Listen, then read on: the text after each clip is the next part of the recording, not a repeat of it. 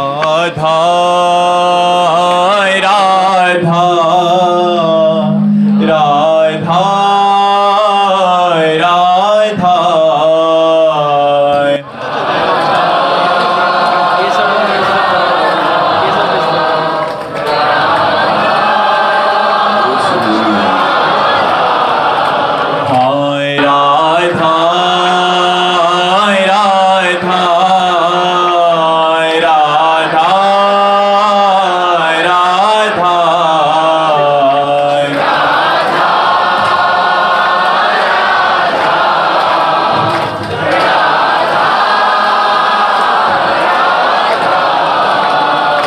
राधा राधा राधा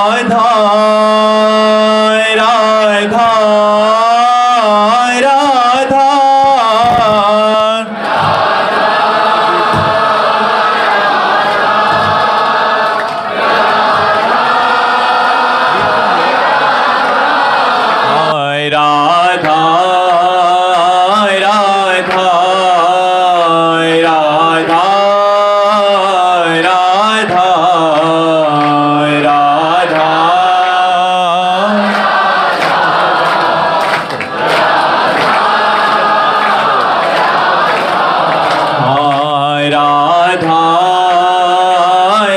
राधा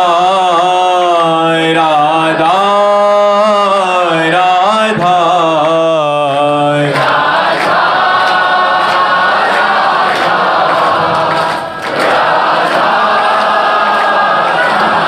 राधा वल्लभ लाल की, समस्त संत हरि भक्तन की, वृंदावन धाम की, सकुरदेव भगवान की। संदीप जी कटनी से। श्री हरिवंश। राधे राधे महाराज जी। गुरुदेव भगवान, क्या सभी सिद्ध संतों में समान जगत कल्याण की शक्ति होती है या भगवान जिन्हें चुनते हैं उन्हीं से ज्यादा जीवों का कल्याण होता है? हाँ, भगवान जिन्हें चुनते हैं उनके द्वारा परम कल्याण होता है। जैसे 0 वाट की एक अपनी प्रकाश शक्ति है, हाइलोजन की एक अपनी प्रकाश शक्ति है, लेकिन अलग अलग यंत्रों के द्वारा वही बिजली प्रकाशित होती है, पर उतना ही प्रकाश होता है जितना तप, साधना, भजन किया जाता है, या फिर भगवान जिनको चुन लेते हैं और उन पर कृपा कर देते हैं तो उनके द्वारा शास्त्रों जीवों का परम मंगल होता है। वैसे सब संत प्रकाशवान हैं, सब संत जगत मंगल के स्वरूप हैं, पर उनमें से भगवान किसको चुनते हैं जगत मंगल के लिए विशेष, ये भगवान की प्रधानता होती है। उसमें प्रधानता इसमें हम संतों की नहीं होती कि हमारे द्वारा जगत कल्याण होगा, इसमें भगवान का होता है कि भगवान कृपा करके जिन्हें चुन लेते हैं तो फिर मूकम करोति वाचालम पंगुम लंघेते गिरिम यत् कृपा तमहम वंदे परमानंद माधवम। फिर भगवान की कृपा से वो भले मूक हो, वो वाचाल हो जाएगा, वो भले सामर्थ्यहीन हो, उसमें अपार सामर्थ्य जागृत हो जाएगी।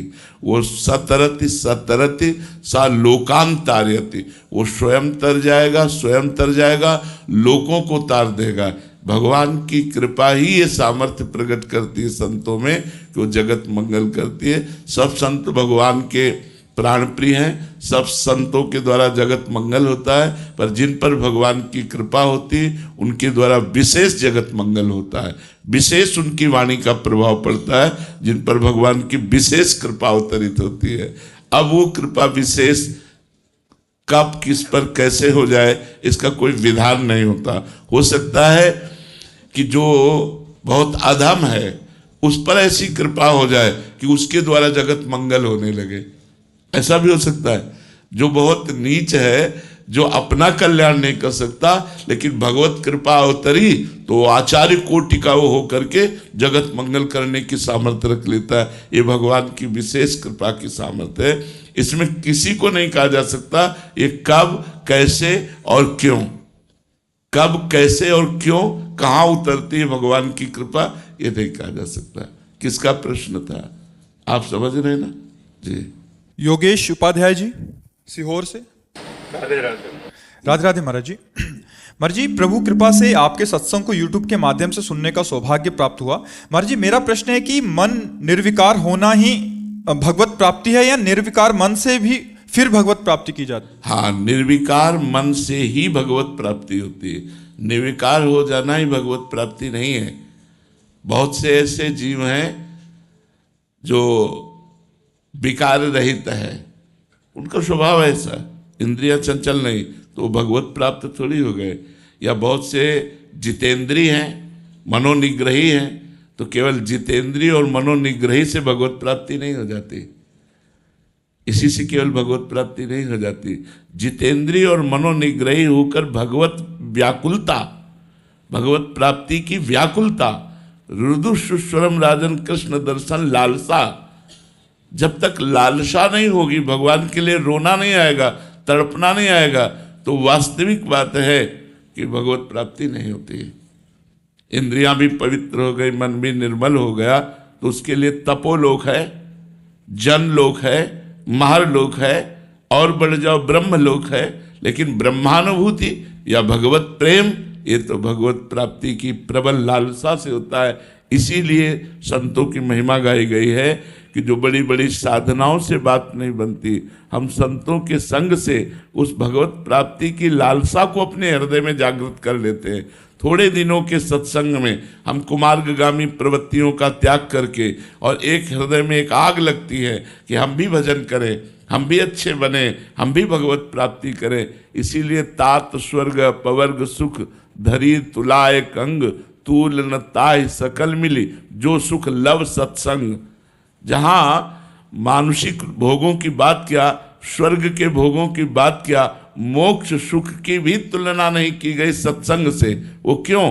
क्योंकि सत्संग से भगवत प्राप्ति की प्रबल लालसा जागृत हो जाती है, सत्संग से भगवत प्रेम का अनुभव होने लगता है। इसलिए साधु समागम से बढ़ करके कोई लाभ नहीं कहा गया। और जिसे साधु समागम लाभ मिल गया, वो चाहे जितना अपवित्र मन बुद्धि वाला हो, एक दिन वो भगवत प्रेम की प्राप्ति की लालसा से युक्त हो जाएगा। भगवत प्रेम प्राप्ति की लालसा सबसे दुर्लभ बात है, सबसे दुर्लभ बात है भगवत प्रेम प्राप्ति की लालसा। जी गौरव जी, श्री राधा वल्लभ श्री हरिवंश। गुरुदेव भगवान काम क्रोध लोभ मद मत्सर में सबसे पहले किस कामना की शमन करने की बात करते? भगवान श्री कृष्णचंद्र जी ने कहा है कि जो ज्ञानियों का भी परम शत्रु है, ये काम है। क्योंकि क्रोध की उत्पत्ति काम से ही होती है। क्रोध की स्वयं सत्ता नहीं, कामा संजायते क्रोधा, काम से क्रोध की उत्पत्ति होती है। जब हमारी कामना में अपूर्ति होती है तो क्रोध का प्रादुर्भाव हो जाता है, और जब कामना की पूर्ति होती है तो लोभ का प्रादुर्भाव हो जाता है। ये दो दोष जो क्रोध और लोभ हैं, ये काम से ही उत्पन्न होते हैं। और जो अहंकार है, ये त्रिगुण माया का सृजन करता है, इसी से त्रिविध अहंकार प्रकट होता है। तो ये जो अहंकार है, मूल सबका अहंकार है। जिस अहंकार से काम उत्पन्न होता है, देहाभिमान से ही काम उत्पन्न होता है, काम से ही क्रोध उत्पन्न होता है, काम की पूर्ति में लोभ उत्पन्न होता है, और ईर्ष्या या ज्ञान के कारण है। तो हमें सबसे पहले प्रार्थना करनी चाहिए कि हमारा देहाभिमान गलित हो जाए, क्योंकि अहंकार नष्ट हुआ तो क्षय नष्ट हो जाएंगे। जैसे किसी मकान में चोर रह रहे हो और उस मकान को ही उड़ा दिया जाए, तो अलग अलग चोरों को मारने की जरूरत नहीं, पूरा का पूरा वो समुदाय नष्ट हो जाएगा। तो ये जो असत समुदाय है हमारे ऊपर प्रभाव डाल रहा है, ये काम क्रोध लोभ मोह मद मत्सर, ये देहाभिमान रूपी घर में रहते हैं। हमारे अंतःकरण में जो मन बुद्धि चित्त और अहंकार है, उस अहंकार पर ये रहते हैं। ये अगर देहाभिमान गलित हो जाए तो सब दोष अपने आप नष्ट हो जाए। इसलिए हमें श्री भगवान से प्रार्थना करनी चाहिए कि हमारा देहाभिमान गलित हो जाए। संस्कृति मूल शूल प्रदनाना सकल शोक दायक अभिमाना, ताते करें कृपा निधि दूरी, सेवक पर ममता अति भूरी। भगवान को अपने भक्त से बहुत प्यार है, तो सबसे पहले देहाभिमान नष्ट करते हैं। जहां देहाभिमान नष्ट हुआ तो काम क्रोध लोभ मोह मद मत्सरी अपने आप क्षीण हो जाते हैं। देहाभिमान नष्ट होना बहुत कठिन है। मैंने इतना किया, ये किया, ये किया, अहंकार विमूढ़ आत्मा करता हमिति मन्यते, बस इसी को नष्ट करना बहुत कठिन है। इसीलिए कहा जाता है गुरु के बिना इस संसार समुद्र से नहीं तरा जा सकता। क्योंकि जब हम गुरु की शरण में होते हैं और उनकी आज्ञा के अनुसार चलते हैं तो हमको लगता है गुरु कृपा से आज हमको गंगा नहाने को मिला, गुरु कृपा से आज हम तीर्थराज प्रयाग आए, गुरु कृपा से आज हम काशी गए, गुरु कृपा से आज हम वृंदावन आए, ये हमारे ऊपर गुरुदेव की कृपा है। जब वो कृपा को देखता है तब अहंकार नष्ट हो जाता है, और जब अहंकार होता है तो कृपा नहीं दिखाई देती। और अहंकार जहां जिस साधन पर हुआ वो साधन माया को नष्ट नहीं कर सकता। जो संस्कृति है आवागमन, पुनरपि जननम पुनरपि मरणम पुनरपि जननी जठरे शयनम, इसका नाश जो अहंकार का नाश है वो बिना गुरु कृपा के नहीं हो सकता। इसीलिए ध्यान मूलम गुरु मूर्ति, पूजा मूलम गुरु पदम, मंत्र मूलम गुरु वाक्यम, मोक्ष मूलम गुरु कृपा। मोक्ष मूलम गुरु कृपा। जब साधक गुरु कृपा से चलता है तब उसका अहंकार गलित हो जाता है, और जब स्वयं कोई साधना करता है तो अहंकार पुष्ट हो जाता है। अहंकार पुष्ट होने से आप बहुत बड़े पुण्यात्मा हैं, तीर्थ यात्रा किए हुए हैं, आप बहुत बड़े दानी हैं, आप बहुत बड़े परोपकारी हैं, तो आपको स्वर्ग मिलेगा, भगवत प्राप्ति थोड़ी हो जाएगी। हमारे लोक बने हुए हैं भगवान के, स्वर्ग लोक, महालोक, जनलोक, तपलोक, सत्यलोक, लेकिन आपको भगवत साक्षात्कार थोड़ी हो जाएगा। भगवत साक्षात्कार होता है अति दैन्य होकर के, जब रुदन प्रारंभ होता है प्रभु के लिए। ये बहुत बड़ी बात है। जब रहा नहीं जाता, जब जिया नहीं जाता, दरस बिन दुख न लागे नैन, जब से तुम बिछुरे पिए प्यारे कबहु न पायो चैन, ये भगवत प्राप्ति कराता है। या प्रबल मुमुक्षुता, मुझे मोक्ष की प्राप्ति हो जाए, अब मैं इस संसार के भोगों से ऊब गया हूं, अब मैं इस आवागमन के चक्र से थक गया हूं, अब मुझे जिज्ञासा है कि मोक्ष कैसे प्राप्त हो, ये अंदर आ जाना, ये सत्संग से ही आता है। तो बिना सत्संग के ये सदगुरु की प्राप्ति नहीं होती, और बिना सदगुरु की प्राप्ति के अहंकार गलित नहीं होता, और बिना अहंकार के गलित हुए मोक्ष या प्रेम की प्राप्ति नहीं होती। तो हमें सबसे पहले अहंकार के गलित होने की प्रार्थना करनी चाहिए। सुनीता जी सोनीपत से, राधे राधे महाराज जी। महाराज जी, धन की चाह नहीं है, पर समाज में रहते हुए तथा अपनों के वर्ताव के कारण धनी बनने की इच्छा जागृत होती है। कहीं इच्छा भगवान से दूर तो नहीं कर देगी, क्योंकि धन का दूसरा नाम माया है। हाँ, अर्थ ही अनर्थ का कारण है, लेकिन अर्थ ही धर्म की पूर्ति भी कराता है। अगर हम अधर्म के द्वारा धन कमाएंगे तो हमारी बुद्धि को भ्रष्ट कर देगा। अधर्म के द्वारा तो हमें धन नहीं चाहिए, ये पक्का निश्चय कर लेना चाहिए।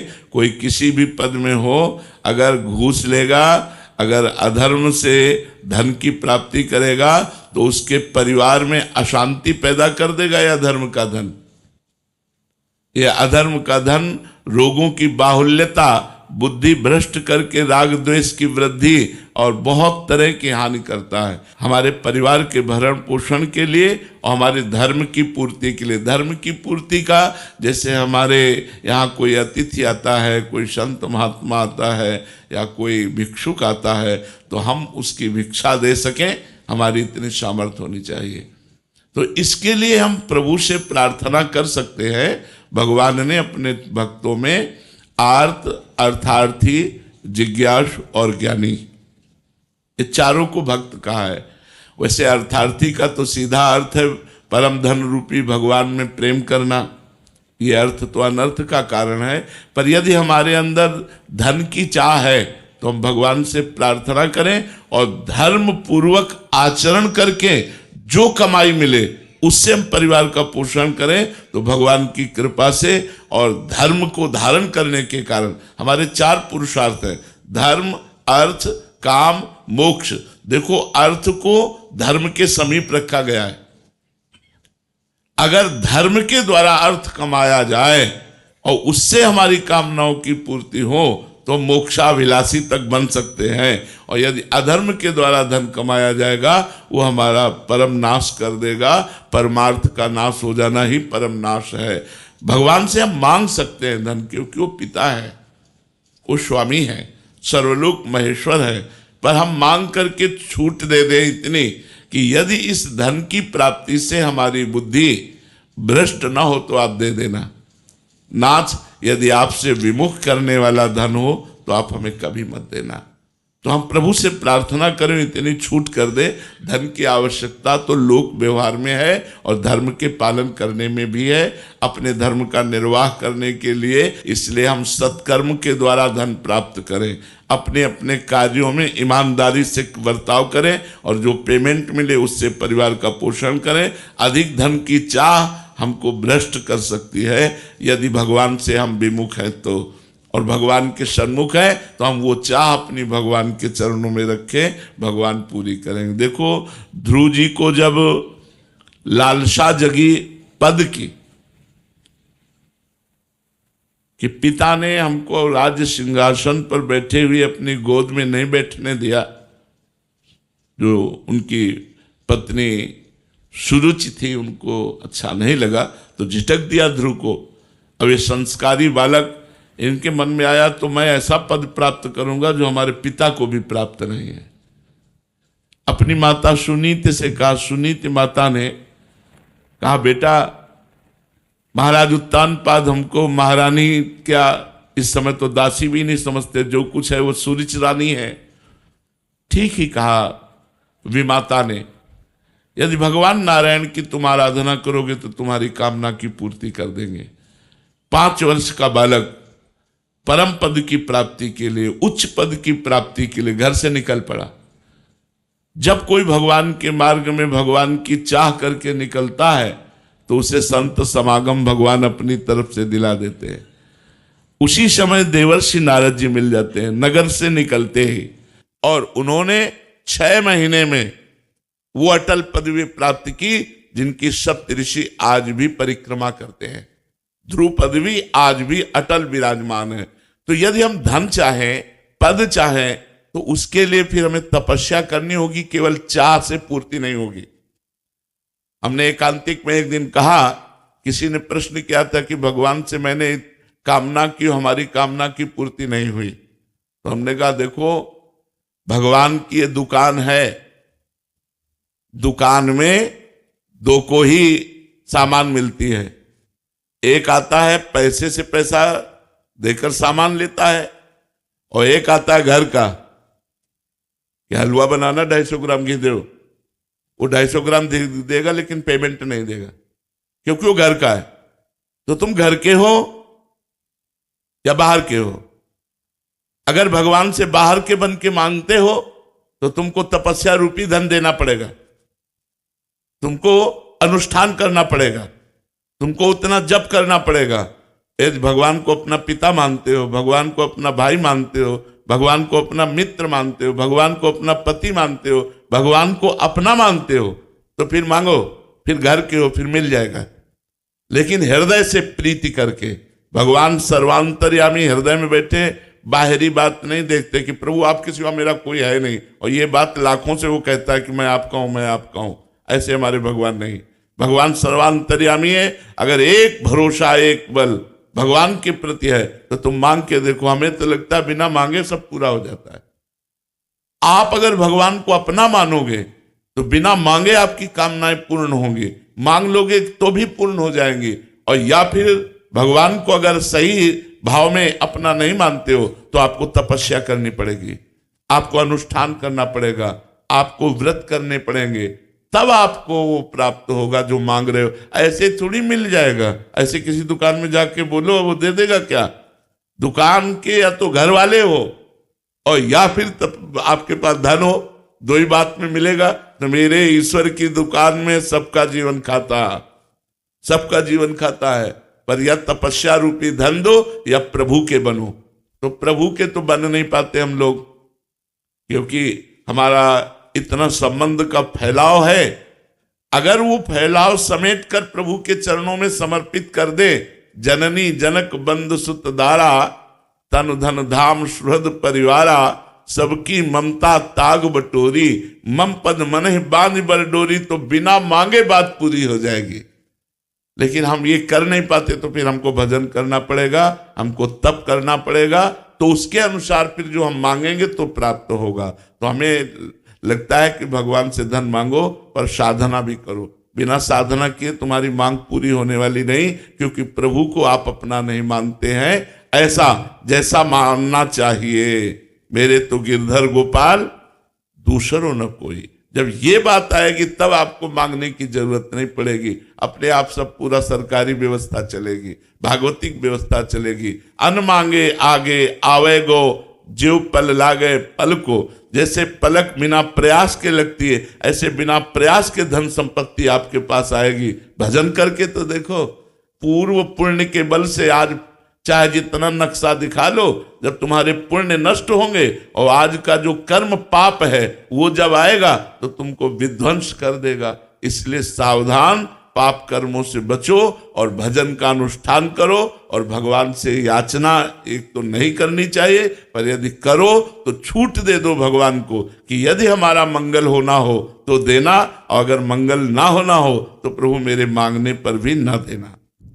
विशाल जी आजमगढ़ से, राधे राधे महाराज जी। महाराज जी, जैसे आपने बताया अभी जो धन के बारे में, तो धर्म पूर्वक धन कमाने की बात आपने कही, धोखा ना करें, मिलावट ना करें। मैं अस्पताल एवं शिक्षण संस्थान चलाता हूं, कभी ऐसे निर्णय लेने पड़ते हैं जहां लाभ हानि सेवा खर्च तीनों से संतुलन बनाना पड़ता है। ऐसे समय में महाराज जी आपका धर्म क्या कहता है? नहीं, परोपकार में बहुत बड़ी सामर्थ्य होती है। ये प्रश्नकर्ता स्वार्थ से युक्त होकर के नहीं समझ पाएंगे। अगर वो परमार्थ से युक्त होकर के कर रहे हैं, अगर आप परमार्थ से चल रहे हैं और आप जिस भी संस्थान में हैं, जो भी कार्य करते हैं, तो हानि तो हो ही नहीं सकती। जितनी हानि होगी उससे ज्यादा लाभ आपको हो जाएगा, क्योंकि परमात्मा आपको देख रहा है। यदि स्वार्थ बुद्धि से हो तो बात अलग है। महाराज जी, स्वार्थ बुद्धि से हो तो फिर क्या करना चाहिए? अस्पताल चला रहे हैं तो स्वार्थ बुद्धि तो कहीं ना कहीं रहती है कि लाभ भी है हानि भी है।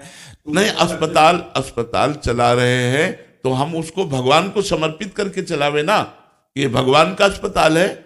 ये अंदर से अपनी भावना रखे कि जितने मरी जाते हैं वो सब भगवान आते हैं। ये भगवान का अस्पताल है। जब परमार्थ से हम जुड़ेंगे तभी तो हम धर्म का पालन कर पाएंगे। तो परमार्थ का स्वरूप है कि अस्पताल एक मंदिर है, इसमें आए हुए मरीज जो रोग रूप से हैं वो भगवान ही हैं।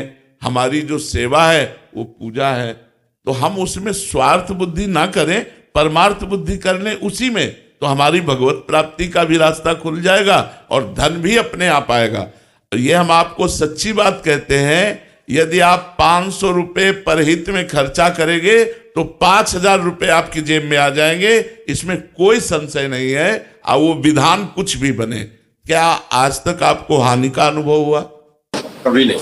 कभी, क्योंकि आप परमार्थ कर रहे हैं, आप दूसरों का उपकार कर रहे हैं, दूसरों का हित कर रहे हैं। तो अगर 500 की हानि होगी तो 5000 की प्रॉफिट करवा देंगे ठाकुर जी। वो सबको देखते हैं, वो सबको देखते। शास्त्र शीर्षा पुरुषा सहस्राक्षा शास्त्र पाद। वो हजारों नेत्र वाला, हजारों चरण वाला, हजारों मुख वाला, सर्वत्र विराजमान परमात्मा सबको देख रहा है। तो मुझे लगता है कि परमार्थ में चलने वालों की जो हानि होती है उसकी पूर्ति परमात्मा अपनी तरफ से करता है। हमें चिंता करने की जरूरत नहीं है। हमको अधर्म का पैसा लेने की जरूरत नहीं, हमें अधर्म का कार्य करने की जरूरत नहीं। जैसे एक दो ऐसे उदाहरण आते हैं, वो कम ही उदाहरण आते हैं। ऐसे नहीं करना चाहिए। ऐसे करने से डॉक्टर और उसके परिवार और अस्पताल का मालिक तीनों दोषी, तीनों दुख को प्राप्त होंगे। डॉक्टर भी, उसका परिवार भी, और अस्पताल का मालिक भी। तो इसलिए हमें चाहिए अपने अस्पताल में धार्मिक प्रक्रिया बनाए रखें, भागवतिक प्रक्रिया बनाए रखें।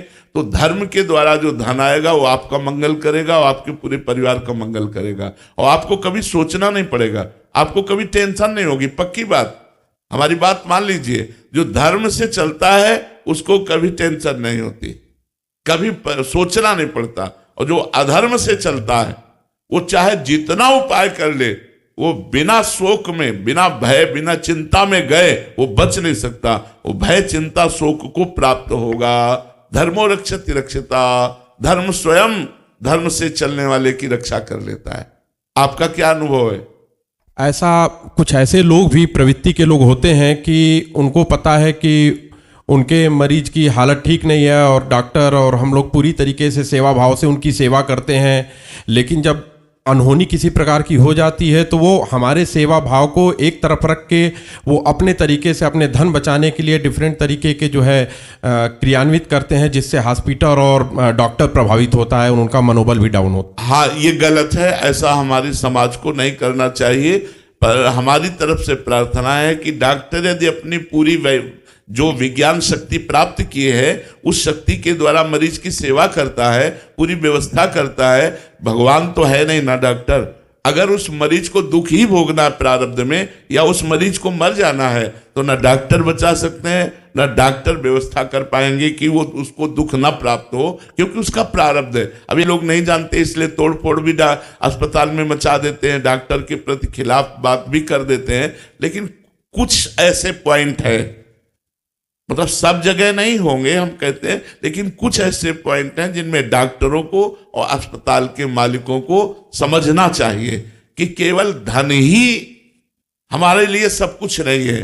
एक दिन मृत्यु आएगी और आपका शरीर छूटेगा और आप जो कर्म कर रहे हैं उनका फल आपको भोगना पड़ेगा। इसलिए धर्म से करो, इसलिए धर्म से करो, दूसरों पर दया करो, दूसरों की जितनी सुख व्यवस्था कर सकते हो उतना करो तो बहुत अच्छा रहेगा। डॉक्टर पदवी भगवान की दी गई है। हमारा समाज कहता है डॉक्टर तो भगवान का स्वरूप है। इतनी बड़ी पदवी दे दी गई तो अब आपके ऊपर है। जैसे ऑपरेशन थिएटर में मरीज को ले जाया जाता है तो हमें जैसा लगता है कि मरीज और डॉक्टर और नर्स इसके सिवा कोई नहीं होता। ऑपरेशन थिएटर में मरीज के घर वाला तो कोई होता ही नहीं है। अब आप ही उसके पूरी जिम्मेदार हैं, जैसा चाहें आप व्यवहार करें। उस समय आप परम पवित्र बुद्धि रखकर पूरी ताकत लगाकर उस मरीज को बचाने की कोशिश करें। ना बचे वो उसका प्रारब्ध, ना ठीक हो उसका प्रारब्ध। तो हमें लगता है कि जो हमारा जन समाज है वो इस बात को भी समझे कि डॉक्टर कोई भगवान नहीं कि वो बचा ही लेगा, वो प्रयास करेगा। अगर उसका प्रयास असफल होता है तो फिर डॉक्टर को दोष नहीं देना चाहिए, अस्पताल को तोड़ना फोड़ना नहीं चाहिए, क्योंकि प्रारब्ध भोग भी तो है।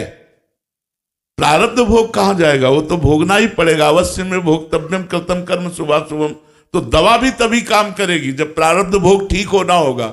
डॉक्टर का भी प्रयास तभी सफल होगा जब प्रारब्ध भोग ठीक होना होगा। तो इसलिए जन समाज को चाहिए कि बहुत विवेक के द्वारा काम करे। जी अविनीश जी अयोध्या जी से। राधे राधे महाराज जी।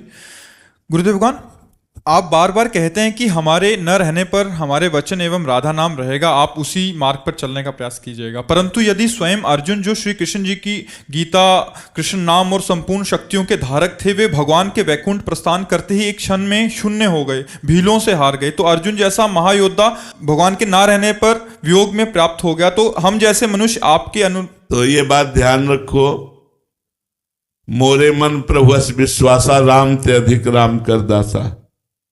सुना या चौपाई?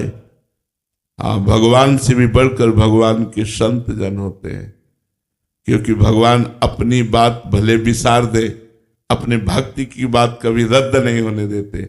अपनो परण विसार भगत को पूरो परण निभाओ। आज भी आप देख लीजिए जितने लोग आए हुए हैं, इनमें से कितने हैं ये तो मुझे पता नहीं कि मोबाइल से पहले सुधार हो गया और आप आए बाद में, है ना? हाँ, तो आप देखो वाणी काम कर रही कि नहीं कर रही। हम आप तक, आप हम तक लेट पहुंच पा रहे हैं, लेकिन हमारी वाणी आपके पास पहुंच करके आपके जीवन को उन्नति में ला रही है, गंदे आचरणों से आपको बचा रही है, आपको आनंद के मार्ग में, भगवत मार्ग में ला रही, जो अनंत जन्मों की सुकृतों के बाद मिलता है। बिना भगवान की असीम कृपा या संत कृपा के इस मार्ग में कोई कदम नहीं रख सकता। अतिशय कृपा राम की हुई, पांव देह यह मार्ग सोई। तो आप देखो, मोबाइल से सुना है आपने और आपका परिवर्तन हो गया, आज मिले आकर के, लेकिन कई महीने से मोबाइल की जो कृपा हुई उस कृपा से आप सुधर गए कि नहीं? तो अगर हम ना रहेंगे तो हमारी वाणी आपका कल्याण करेगी, पक्का करेगी। आप ये विश्वास रखिए, यदि आप वाणी श्रवण करेंगे तो जैसे हम यहाँ बैठे बोल रहे हैं ऐसे मोबाइल में भी बैठे बोल रहे हैं। गुरु अखंड मंडलाकारम व्याप्तमेन चराचरम तत्पदम दर्शनम तस्मै श्री गुरुवे नमः। जो अखंड मंडल में व्याप्त है तो मोबाइल में भी तो व्याप्त है। पक्का विश्वास वालिए। अर्जुन और भगवान श्री कृष्ण लीला करने आए थे। हम लीला करने नहीं आए, हम उनकी लीला गाने आए हैं। हम उनकी लीला का प्रताप बताने आए हैं।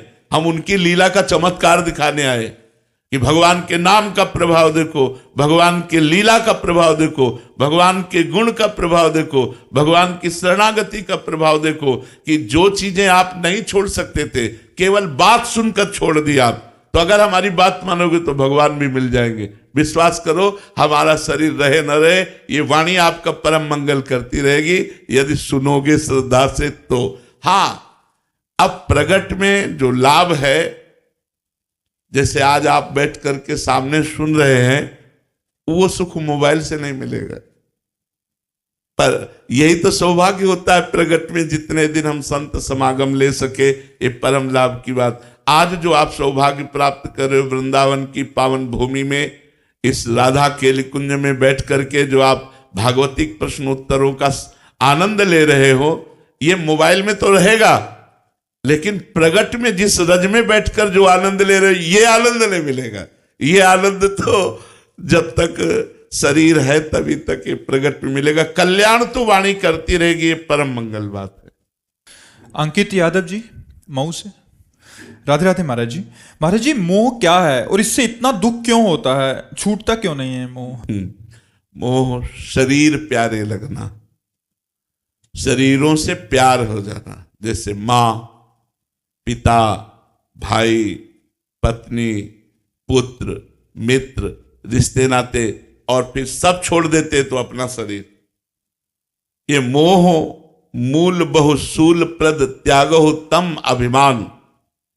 उपाय क्या है? भजो राम रघुनायक कृपा सिंधु भगवान। ये मोह ही तो है जो सबको बांधे हुए है। एक चिड़िया मोह में फंस करके अपने बच्चे के लिए दाना लाती है, जल लाती है, उसके मुख में डालती है, उसका पूरा चराचर जगत मोह जाल में फंसा हुआ है। तभी एक दूसरे का पालन पोषण हो रहा है, मोह के द्वारा ही हो रहा है। मोह ही सब पूरे को बांधे हुए है। ये मोह ही वो जड़ चैतन्य की ग्रंथि है जो खुलना बड़ा कठिन होता है। अब जैसे विरक्त हो गए, परिवार से बाहर हो गए, तो शरीर में मोह हो जाता है, इंद्रियों से मोह हो जाता है।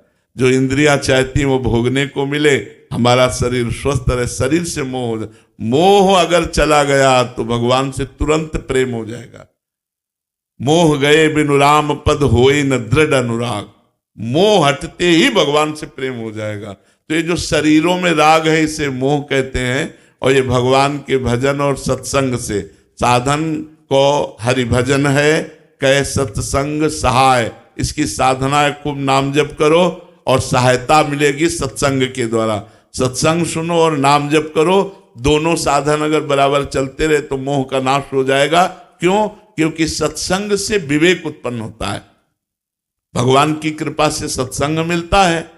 बिन सत्संग विवेक न होई और राम कृपा बिन सुलभ न सोई।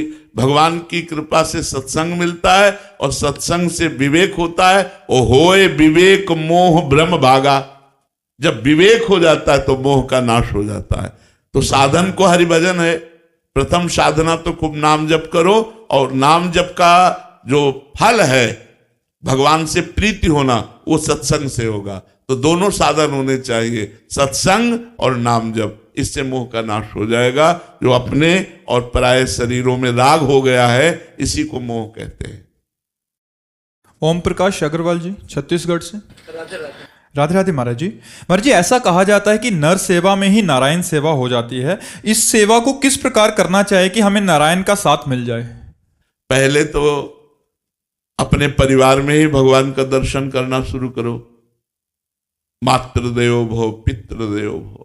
मेरी माँ मेरे लिए भगवान है, मेरा पिता मेरे लिए भगवान है, फिर मेरा भाई, फिर मेरी बहन, मेरी भाभी, मेरे परिवार के लोग, सबके हृदय में भगवान विराजमान है। पहले परिवार में देखो भगवान को, और खूब धर्म पूर्वक धन कमाओ और जिस अपने परिवार की कामना की पूर्ति करो। फिर अचानक आपको अगर कोई मिल जाता है, सेवा का मतलब कैसा होता है, जैसे आप कार से जा रहे हैं, कोई एक्सीडेंट हुआ पड़ा है, अब आपका कर्तव्य बनता है, डरो मत कि कानून में कहीं हमको न फंसा लिया जाए, डरो मत, अब कूद पड़ो, उसको अपनी कार में डालो और तुरंत अस्पताल ले जाओ, उसकी व्यवस्था करो। आपने देखा कोई गाय बहुत कष्ट में पीड़ित है, आप आसपास कहीं गौशाला हो, उसको पहुंचाओ, उसकी सेवा। ऐसा कोई भूखा है, कोई बीमार है, कोई ऐसी अव्यवस्थित स्थिति में जिसमें आपकी जरूरत है, अब आप अपने सुख का त्याग करके, अब हमारा काम है कि हमें ड्यूटी में पहुंचना है, लेकिन आज हम एब्सेंट हो जाएंगे, जो दंड मिलेगा भोग लेंगे, लेकिन ये एक्सीडेंट हुआ पड़ा है, इसको जरूर हम व्यवस्थित करेंगे। यह है नारायण की सेवा। अचानक आपको कोई सेवा मिल जाती है, उस सेवा को कभी मत छोड़िए। वो भगवान ने आपको सेवा दी है, अगर वो सेवा आप कर लिए तो भगवान की प्रसन्नता प्राप्त हो जाएगी। एक बार श्री स्वामी एकनाथ जी महाराज महाराष्ट्र के गंगोत्री से जल लेकर के रामेश्वर जी जा रहे थे और उनके साथ भी बहुत से संत भक्तजन थे। रामेश्वर पहुंचने ही वाले थे कि रास्ते में देखा एक जीव गधा, वो पैर तड़पड़ा रहा है, जबान बाहर निकाले हुए, प्यास से व्याकुल मरणासन स्थिति में। और सब लोगों ने देखा, लेकिन वो तो रामेश्वर के लिए चले गए। वो वहां बैठ गए और उसका जो गर्दन है अपनी गोदी पे रखा और पूरा जो गंगोत्री से जल लाए थे पिला दिया उसको। तो और लोगों ने कहा कि आप इतनी मेहनत करके गंगोत्री से जल रहा है और रामेश्वर भगवान तो नजदीक थे, वहां नहीं चढ़ाया और इस गधे को पिला दिया। उपहास करके वो चले गए। वो तो वहां पिंडी में जल चढ़ाए और यहां साक्षात भगवान शंकर प्रकट हो गए और कहा धन्य है जो तुमने मुझे पहचान लिया। तो हर जीव में भगवान विराजमान है। यदि कभी कोई तुम्हें ऐसा जीव मिल जाए, मनुष्य मिल जाए जो ऐसी परिस्थिति में पड़ा हो, तो आप उसकी सेवा कर दे तो नर में ही नारायण विराजमान है। ये पक्की बात, इसमें कोई संशय नहीं। वासुदेवा सर्वमिति समात्मा सुदुर्लभा, जो सर्वत्र भगवान को देखता है वो बड़ा महात्मा माना जाता है। तो ऐसा करना चाहिए, समझ रहे हैं, अपने परिवार की सेवा। इसके अलावा अचानक कोई आ जाए, अचानक कोई ऐसी परिस्थिति में देखें तो आप उसकी सेवा में टूट पड़े। अपने फिर हित की बात ना सोचे कि यार ड्यूटी नहीं जाएंगे तो आज हमें एब्सेंट लग जाएगी, पेमेंट कट जाएगी। नहीं नहीं, आज हमें भगवान ने ड्यूटी दी है, अब हम भगवान की सेवा करेंगे। जी गीता व्यास जी। राधे राधे महाराज जी। महाराज जी, कई बार मनुष्यों को सही दिशा में मेहनत करने पर भी सफलता क्यों नहीं मिलती? उसका प्रारब्ध ये कई बार एकांतिक में चर्चा हो चुकी है कि कई बार हम बहुत प्रयत्न करते हैं, बहुत प्रयास करते हैं, लेकिन सफलता हाथ नहीं लगती। और कई बार दूसरे व्यक्तियों को देखा जाता है वो बहुत प्रयास भी नहीं करते और सफलता ही सफलता मिलती जाती है। इसमें उनका जिसे प्रारब्ध हम कह रहे हैं उसे किस्मत कहते हैं, उसे भाग्य कहते हैं, उसे दैव कहते हैं। वो प्रारब्ध यदि आपका बुरा है, आपको दुख देने वाला है, तो आप लाख प्रयास करें, आपको असफलता ही हाथ लगेगी। और प्रारब्ध सही है तो थोड़े से प्रयास में सफलता आपको प्राप्त हो जाएगी। इसीलिए हम कहते हैं नाम जप करो जो आपके प्रारब्ध को ठीक कर सके, जो आपको विपत्ति से बचा सके, जो भारी से भारी असफलता में भी हमको सुखपूर्वक जीने की राह दे दे। वो है भगवान का नाम। यदि नाम जप करोगे तो हम माना कि प्रारब्ध जोरदार है, वो असफल करेगा, लेकिन आपको उस असफलता में भी आनंद का अनुभव होगा। देख लीजिएगा, आपको उसमें भी सुख की अनुभूति होगी, आपको भारी विपत्ति में भी कृपा का अनुभव होगा। ये नाम जप के द्वारा आप देख लीजिए। बिना नाम जप के तो फिर हमें भोगना पड़ेगा, जैसा हमारा प्रारब्ध है उसके अनुसार भोगना पड़ेगा। इसमें प्रारब्ध प्रबल होता है। प्रयत्न कितना भी कर लो, अगर आपका बुरा प्रारब्ध है तो आपको दुख ही मिलेगा, असफलता ही मिलेगी, पराजय ही हाथ लगेगी, कितना भी प्रयास कर लो। तो हम प्रारब्ध हमारा कर्म है, हम उसको इस समय मिटा नहीं सकते, क्योंकि वो बिल्कुल छूटा हुआ बाण है, वो लगेगा। अब हमको ये कि वो लगे और हम दुखी ना हो, विपत्ति आवे, असफलता आवे और मैं दुखी ना हो, उसका उपाय है भगवान का नाम जप। इसलिए हम कहते हैं राधा राधा जपो, फिर देखो कौन सी बाधा आपको परास्त करती है। जहां राधा वहां कोई बाधा नहीं। जी अमय शर्मा जी भोपाल से। राधे राधे महाराज जी। महाराज जी, मैं हर श्वास के साथ सीताराम नाम का स्मरण मानसिक जाप को श्रेष्ठ मानते हुए करता हूँ। कुछ समय से मेरे ललाट पर कंपन एवं अंदर की ओर खिंचाव महसूस होता है। मुझे किसी प्रकार का दर्द महसूस नहीं होता। ये जाप मैं सतत ब्रह्मचर्य का पालन करते हुए करता हूँ। कृपया मार्गदर्शन करें कि महाराज जी। बहुत सुंदर चल रहे हैं आप, बहुत सुंदर। बड़े भगवान की कृपा है आपके ऊपर। पहली बात तो मैं सुन के प्रसन्नता हुई कि मानसिक नाम जप कर रहे हैं आप, सर्वोत्तम बात ये। दूसरी बात प्रसन्नता हुई कि कलिकाल में गृहस्थी में रह करके ब्रह्मचर्य का पालन, ये तो बहुत सर्वोत्तम बात कि गृहस्थी में विषय भोगों में रह करके भी हम विषयों का सेवन ना करें। धन्यवाद, सबसे बड़ा धन्यवाद कि हम लोग विषयों के सेवन से डरते हैं, दूरी बना के रखते हैं। आप उन्हीं विषयों के बीच में रहकर ब्रह्मचर्य रहते हैं। जो भी गृहस्थ ऐसा कर रहे वो विशेष धन्यवाद के पात्र, विशेष धन्यवाद के पात्र। और जो ये भागवतिक कंपन आदि है, जो खिंचाव आदि है, इससे कोई फर्क नहीं पड़ता। ये और आनंद की प्राप्ति कराएगा। भजन से जो भी हमारे शरीर में कुछ भी होता है वो और आनंद की प्राप्ति कराता है, दुखद नहीं होता। क्योंकि अपने लोग भी उसी मार्ग में चल रहे हैं। कई प्रकार की शरीर की जो प्रक्रिया है वो बदलती देखी जाती है कि कई प्रकार से झटके लगने, कई प्रकार से ऐसा होता है, पर वो आनंद वर्धन करने वाला होता है। उसको किसी डॉक्टर से सलाह लेने की जरूरत नहीं है, वो अपने आप आनंद बढ़ता चला जाएगा। जिसे एकदम पूरे शरीर में रोमांच हो जाना, झटका लग जाना या सिर घूमने लगना और अंदर ही अंदर मतलब एक ऐसे जैसे कुछ चल रहा हो, इस तरह की प्रक्रियाएं होती हैं, पर वो आनंद वर्धन करने वाली होती हैं। आपके ऊपर बहुत कृपा है और अब गुप्त रखिएगा और निरंतर भजन परायण रहिएगा। अनमोल जी। राधे राधे। राधे राधे महाराज जी। महाराज जी, यदि सब कुछ ईश्वरी लीला है तो फिर मानवीय प्रयास की क्या भूमिका है? क्या समर्पण भी पूर्व निर्धारित नहीं? आपने सब कुछ ईश्वरी लीला क्या देखी, क्या माना आपने ईश्वरी लीला? भगवान ने 3 प्रकार के कर्म बनाए। पशु नहीं कर्म कर सकता, मनुष्य कर सकता है। वो अपने केवल प्रारब्ध को भोगता है। आपका प्रारब्ध भोग भी है, संचित कर्म भी है और क्रियमाण भी है। क्रियमाण माने नया कर्म। और नया कर्म करने के लिए आपको किसने रोका? आप नए कर्म का अनुष्ठान कीजिए। मनुष्य जन्म नए कर्म के लिए मिला है, इसमें भगवान की क्या बात? भगवान जो करेंगे वो अच्छा करेंगे। किसके विषय में कहा गया? परिणाम। भगवान ने आज्ञा की, कर्मण्येवाधिकारस्ते मा फलेषु कदाचन। तुम फल के अधीन मत बनो, कर्म करो। कर्म करने का अधिकार आपको है। शास्त्रीय पद्धति के अनुसार, धर्म के अनुसार, भारतीय कानून व्यवस्था के अनुसार आप कर्मानुष्ठान करो, कर्म का अनुष्ठान करो। इसके लिए कहाँ भगवान की लीला है? इसमें क्या रोका गया है? मनुष्य को कायर बनने के लिए थोड़ी कहा कि सब भगवान की सब लीला हो रही तो हम भी। ऐसा तो साधु महात्मा भी नहीं कहते। वो भी सुबह से शाम तक अपने धर्मानुष्ठान, नाम जप, इसमें सब लगे रहते हैं। तो आप गृहस्थ में हैं, आपको कर्मानुष्ठान करना चाहिए। नवीन नवीन कर्म करो, उत्साह पूर्वक धन कमाओ और अपने परिवार का और हमारे भारतीय समाज की सेवा करो। अब जैसे धन बढ़ गया तो लाखों गौओं का लोग पोषण कर रहे हैं, बड़े बड़े अस्पताल खुलवाए हुए हैं। तो ये सब करो। धन बढ़ जाए तो इसका सदुपयोग करो। अगर धन नहीं उतना है तो अपने परिवार का पोषण करने के लिए धर्मपूर्वक धन कमाओ। ऐसा कब कहीं कोई आदेश नहीं हुआ है कि तुम भगवान की लीला मान करके आलसी बने रहो, कायर बने रहो। ऐसा नहीं है। समझ पा रहे हो आप हमारी बात? मनुष्य शरीर क्रियमाण, नवीन कर्म करने का अधिकार रखता है। इसलिए नवीन कर्म करो और अच्छी उन्नति को प्राप्त हो।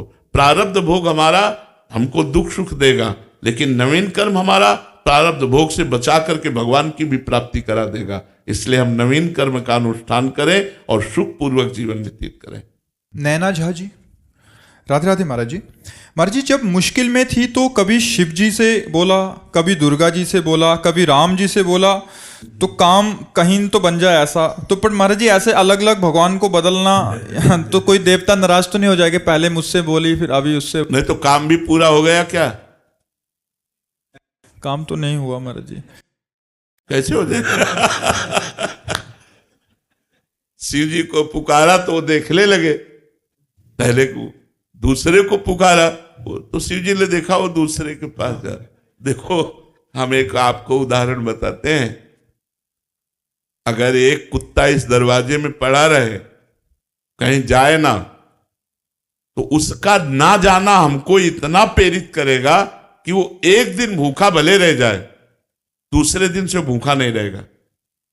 रोज दरवाजे पर निकलने पर जब हमको पता चलेगा कि ये कहीं किसी के दरवाजे नहीं जाता, केवल मेरे ही दरवाजे पे पड़ा रहता है, तो उसका पड़ा रहना हमारे ऊपर भारी हो जाएगा और हमारा कर्तव्य बन जाएगा कि यार इसको रोटी दे दो। जब कहीं जाता, और अगर ये पता है 4 दरवाजे पे जाता है, तो भूखा रह जाएगा, क्योंकि वो समझेगा उनके दरवाजे में मिल गया होगा, वो समझेगा उनके दरवाजे में मिल गया होगा। तो इसीलिए हमको भगवान की अनन्य भक्ति करना चाहिए। किसी एक भगवान को पकड़ लो। भगवान बहुत नहीं, तत्व में एक ही भगवान है। अवतार में, रूप में, लीला में अनेक रूप धारण किए हुए हैं, और ये सब संसार रूप भी भगवान ही है।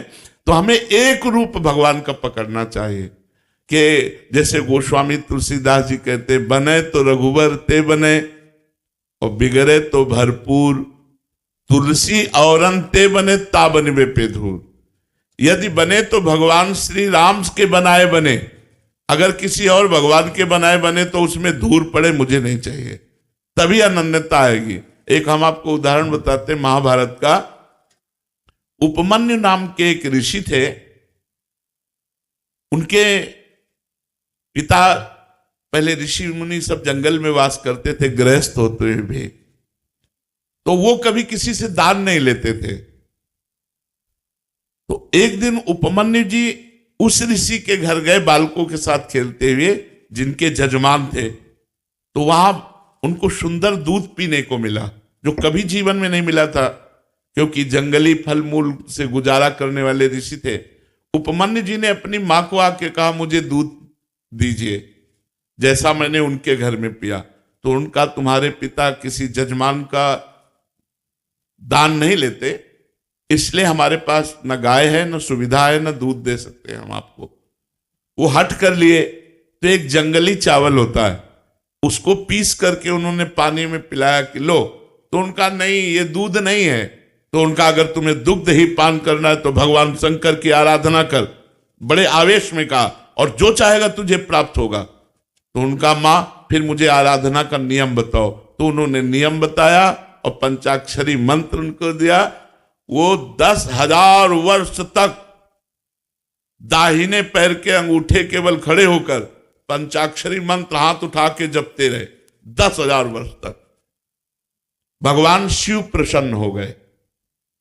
बहुत, वैसे तो आशुतोष है और डरदानी बड़े शीघ्र प्रसन्न होने वाले। अब उन्होंने परीक्षा ली, इष्ट परीक्षा भी लेता है। उन्होंने परीक्षा ली, वो देवराज इंद्र बन गए और नंदिकेश्वर एरावत हाथी बन गए, और जितने शिव पार्षद थे वो सब देवता बन गए, और अंबा जी, भगवती पार्वती जी इंद्राणी बन गए। और उनका वरम ब्रूह, नेत्र खोलो और वरदान मांगो। उन्होंने नेत्र खोला, देखा है तो देवराज इंद्र का समाज। उनका, जो तुम्हारी इच्छा वो मांग लो। तो उन्होंने प्रणाम किया और कहा, देवराज इंद्र और समस्त देव समाज, आपके चरणों में प्रणाम है, पर आप जाइए, मुझे आपसे नहीं चाहिए, मुझे भगवान शिव से चाहिए। चूंकि भगवान शिव ही थे तो उपहास करने लगे। तो उनका, सावधान, मैंने ना आपको बुलाया है, न मैंने आपसे मांगा है, आप स्वयं आए हो तो हम आपको नमस्कार करके वापस भेज रहे हैं।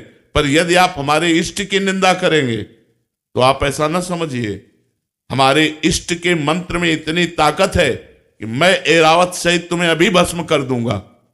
अब चूंकि भगवान शिव थे तो डरने वाले तो थे नहीं, फिर उपहास करने लगे शिव का। तो एक अघोर मंत्र है भगवान शिव का।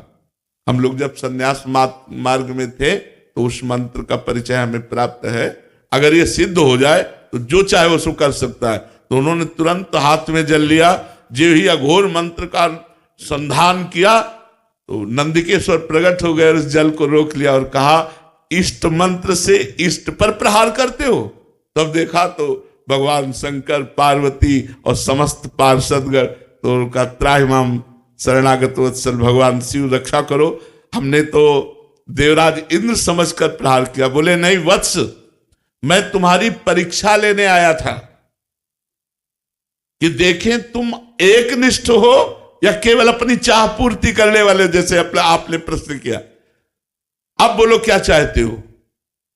तो उनका जो हमारी कामना थी उसकी पूर्ति होनी चाहिए। तो उनका क्षीर समुद्र से, जिसमें भगवान शयन करते हैं, उस क्षीर समुद्र से रोज तुम्हें दुग्ध आएगा। और अजरश्चैव अमरश्चैव, और जब तुम हमें याद करोगे मैं प्रकट हो जाऊंगा।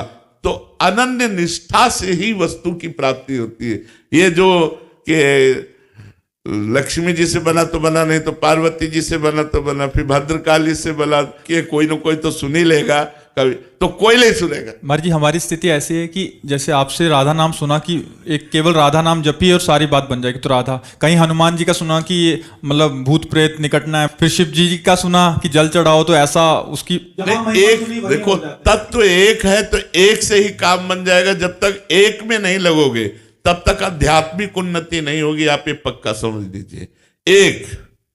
एक भरोसो, एक बल, एक आस विश्वास, एक राम घनश्याम हित, चातक तुलसीदास। एक जगह कहीं लग जाओ, एक जगह लग जाओ। अगर आप राधा राधा कहते हो तो सारे विघ्नों की शांति और समस्त कामनाओं की पूर्ति हो जाएगी। चुपचाप लगो।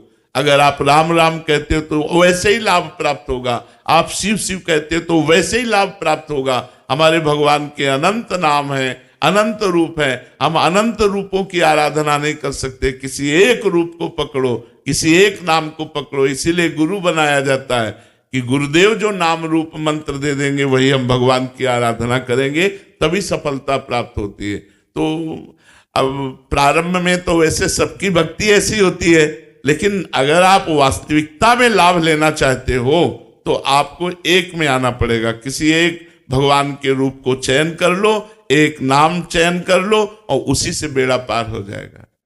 परी राजपूत जी भोपाल से। राधे राधे महाराज जी। महाराज जी, जब से आपसे एकांतिक वार्तालाप में जो भी कोई प्रश्न करता है तो आप श्री जी के ध्यान में लीन होते हैं।